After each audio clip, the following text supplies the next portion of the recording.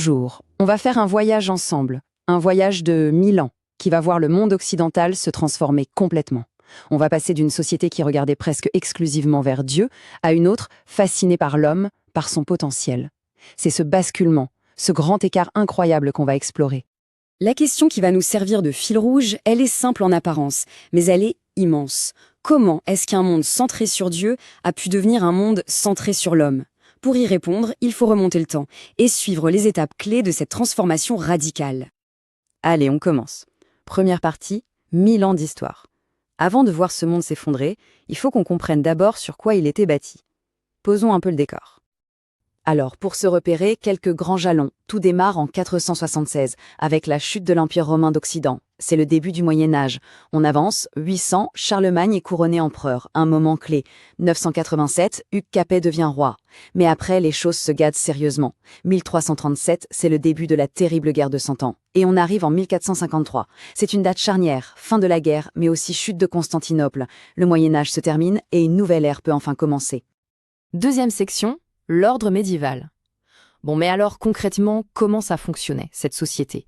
C'était quoi les règles du jeu pendant ces 1000 ans? Au cœur de tout, il y a la pyramide féodale, une structure vraiment très rigide. Tout en haut, on a le roi.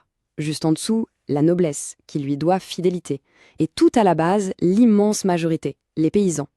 Mais le point crucial à comprendre, c'est que cet ordre n'est pas du tout perçu comme une injustice. C'est vu comme la volonté de Dieu. Chacun est exactement là où Dieu a voulu qu'il soit.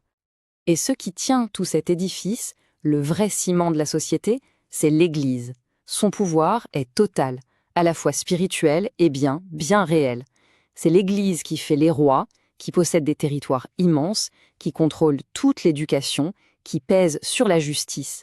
De la naissance à la mort, elle est absolument partout. L'emprise est totale.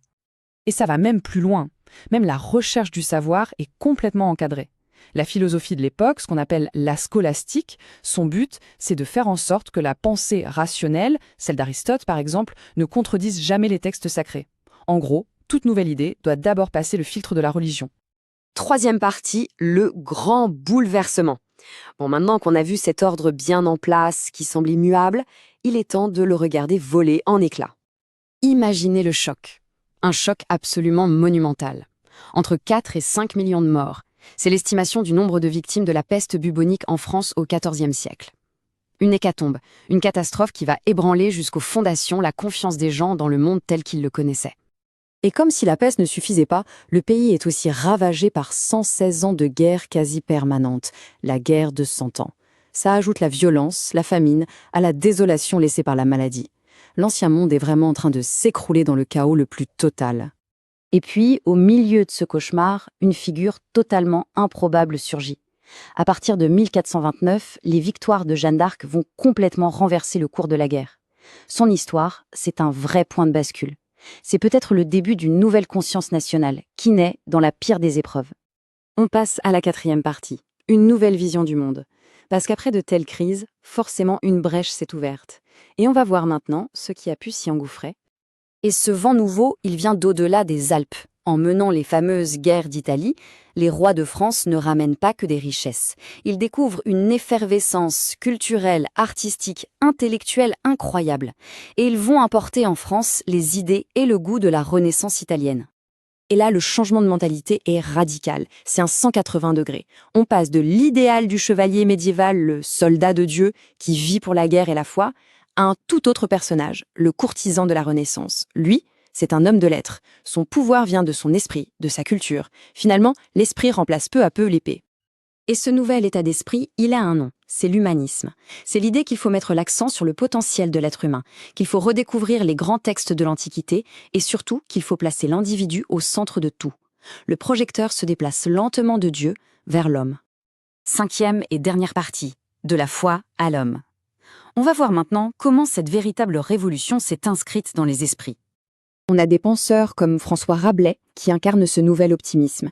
Il célèbre la vie, la connaissance, le corps, et il va même jusqu'à trouver des vertus, des bienfaits, dans quelque chose d'aussi simple que le rire. C'est une rupture complète avec l'austérité du Moyen-Âge. Mais l'expression la plus pure de ce nouvel esprit, c'est peut-être Michel de Montaigne qui nous la donne.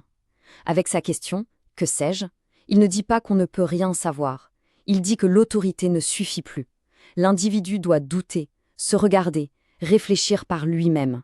C'est le début de l'introspection moderne. Finalement, tout ce parcours se résume à une question. Que se passe-t-il quand une société arrête de se demander « que dois-je croire ?» pour commencer à se poser la question « que puis-je savoir ?» Ce basculement, qui a eu lieu il y a plus de 500 ans, a posé les fondations de notre monde moderne. Et c'est une question qui, aujourd'hui encore, reste incroyablement pertinente. Merci de nous avoir suivis.